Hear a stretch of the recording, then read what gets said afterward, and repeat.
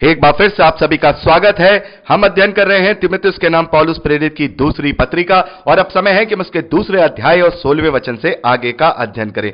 मेरे प्यारे भाई बहनों, यहां 16वें वचन से लेकर के 21वें वचन तक पौलुस लिखते हैं, पर अशुद्ध बकवाद से बचा रहे, क्योंकि ऐसे लोग और भी अभक्ति में बढ़ते जाएंगे और उनका वचन सड़े घाव की तरह फैलता जाएगा। हिमेनियुस और फिलेतुस उन्हीं में से हैं जो ये कहकर कि पुनरुत्थान हो चुका है सत्य से भटक गए हैं, और कितनों के विश्वास को उलट पुलट कर देते हैं। तो भी परमेश्वर की पक्की नींव बनी रहती है और उस पर यह छाप लगी है, प्रभु अपनों को पहचानता है, और जो कोई प्रभु का नाम लेता है वह अधर्म से बचा रहेगा। 20वें और 21वें वचन को बड़े ध्यान से सुनिए। पौलुस लिखते हैं, बड़े घर में न केवल सोने चांदी ही के पर काट और मिट्टी के बर्तन भी होते हैं, कोई कोई आदर और कोई कोई अनादर के लिए। यदि कोई अपने आप को इनसे शुद्ध करेगा तो वह आदर का बर्तन और पवित्र ठहरेगा और स्वामी के काम आएगा और भले काम के लिए तैयार होगा। मेरे प्यारे भाई बहनों, यहां पर ये जो 20वां और 21वां वचन है, ये 14वें वचन से लेकर जो 26वें वचन तक पौलुस तीमुथियुस को बता रहे हैं, निर्देश दे रहे हैं, यह उसका आधार है। और यहां पर हमें इस वचन को समझना होगा। पौलुस यहां पर क्या कह रहे हैं? पौलुस कह रहे हैं, बड़े घर में सोने चांदी के बर्तनों के अलावा ऐसे भी बर्तन होते हैं जिनका आदर नहीं होता। मेरे प्यारे भाई बहनों, आपके घरों में भी, आपके किचन में भी ऐसे बर्तन होंगे जो कुछ स्पेशल बर्तन हैं, जो खास हैं, जिनमें आप खाते हो, और ऐसे भी बर्तन हैं जो किसी काम के नहीं है, वो आप बिल्कुल कूड़े में और कबाड़े खाने में डाल के रखते हो।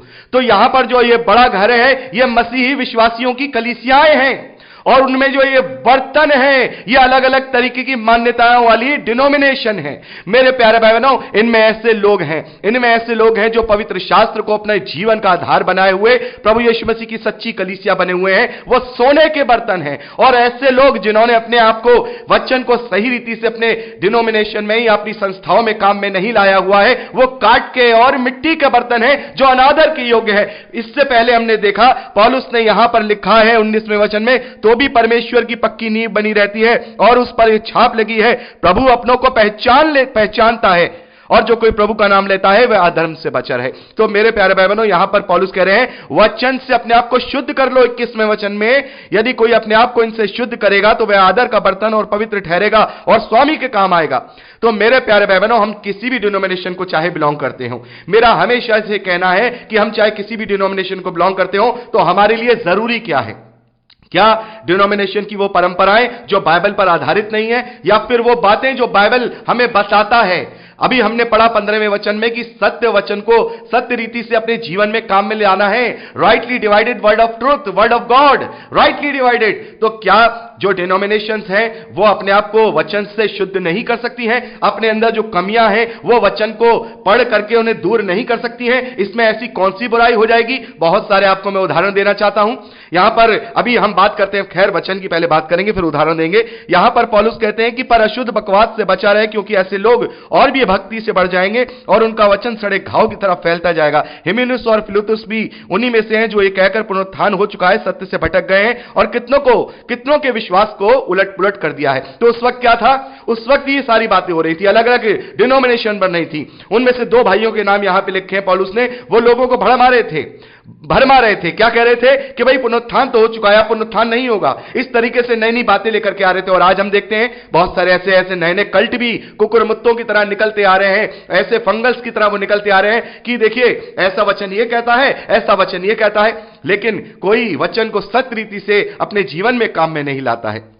तो यहां पौलुस कह रहे हैं कि भटकने दो, इनसे वाद विवाद नहीं करना है, खासकर अगुओं को। मेरे प्यारे भाई बहनों, जब कोई अगुआ खुलेआम किसी से वाद विवाद करता है, झगड़ा करता है, उसको वचन के विषय में बात करता है, तो फिर जो उनके सुनने वाले हैं, जैसे जो विश्वास में कमजोर हैं, मान लीजिए कि विश्वास में कमजोर लोग उन 2 अगुओं के वाद विवाद को सुन रहे हैं, तो यहां पौलुस कहते हैं कि सुनने वाले बिगड़ जाते हैं। 14वें वचन में सुनने वाले बिगड़ जाते हैं। तो पौलुस ने ऐसे वाद विवाद से बचने के लिए कहा है, उन्हें आप प्यार से समझा दीजिए, वाद विवाद मत करिए। मेरे प्यारे भाई बहनों, जैसा कि आपको मैं उदाहरण दे रहा हूं, अगर मैं कोई डिनोमिनेशन देखूं, अब मेन इंपॉर्टेंट जो बड़ी डिनोमिनेशन है वो देख लेते हैं रोमन कैथोलिक चर्चेस की। यदि मैं वहां पर उनके बिशप के पास जाकर या उनके अगुओं के पास जाकर उनकी कलीसिया में खड़े होकर उनसे वाद विवाद करूं, अरे आपका वचन ये कहता है, अरे आपका वचन ये कहता है, अब ये गलत हो, तो क्या वो मानेंगे? अरे वो तो वचन को पढ़े हुए हैं, उनसे विवाद क्या करना। अगर हमें सिखाना ही है तो कलीसिया को सिखाएं जो वचन को नहीं जानते हैं।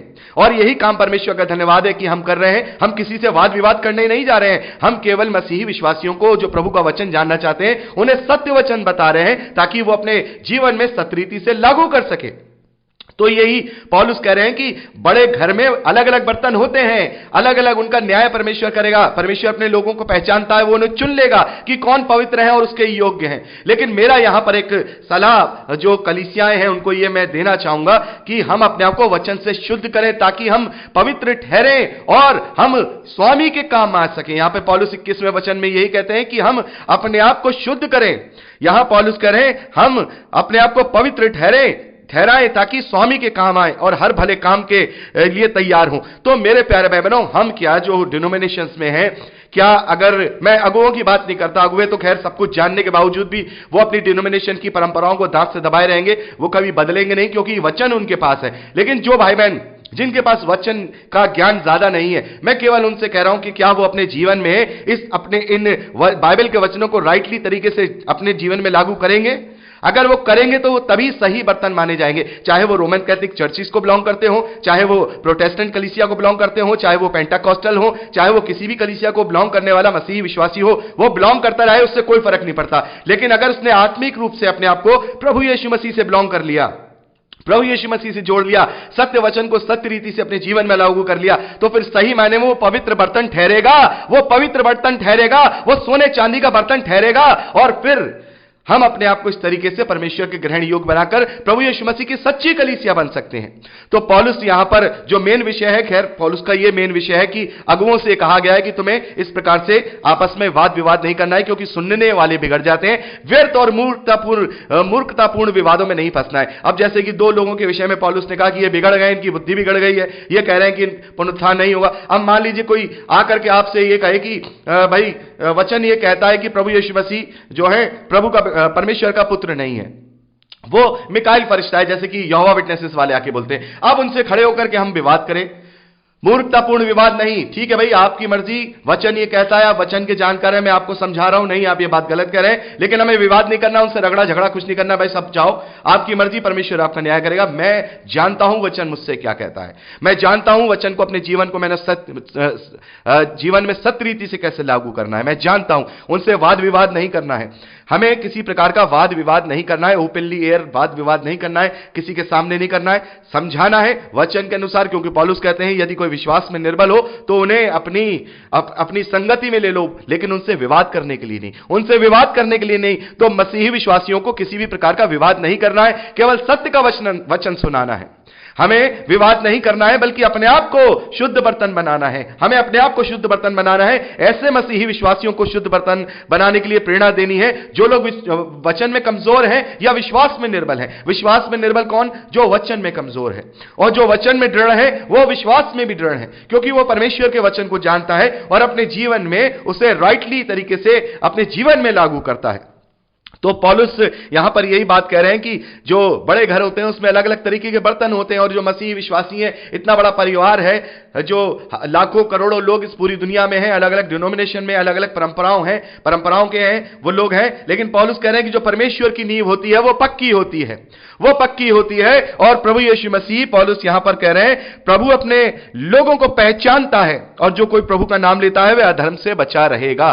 तो मेरे प्यारे भाई बहनों, यहां पर बहुत सारे लोग इसको अलग तरीके से भी लेते हैं कि बहुत सारे लोग कहते हैं नहीं, डिनोमिनेशन होना कोई गलत बात नहीं है। देखो पौलुस कह रहे हैं कि बड़े घरों में अलग अलग बर्तन होते हैं, लेकिन हमें पौलुस की इस बात का गहराई को समझना होगा कि परमेश्वर अपने लोगों को पहचानता है। परमेश्वर अपने बड़े घर में जो बर्तन हैं वो काम के बर्तनों को पहचानता है कि मुझे कौन से बर्तन काम में लाने हैं, कौन से बर्तनों को मैं लेने आने वाला हूं, कौन से बर्तन उसके साथ जाएंगे। माफ कीजिएगा, मैं बर्तन बोल रहा हूं, यहां पर उदाहरण के तौर पे पौलुस ने लिखा है, इसलिए मैं आप लोगों से कह रहा हूं।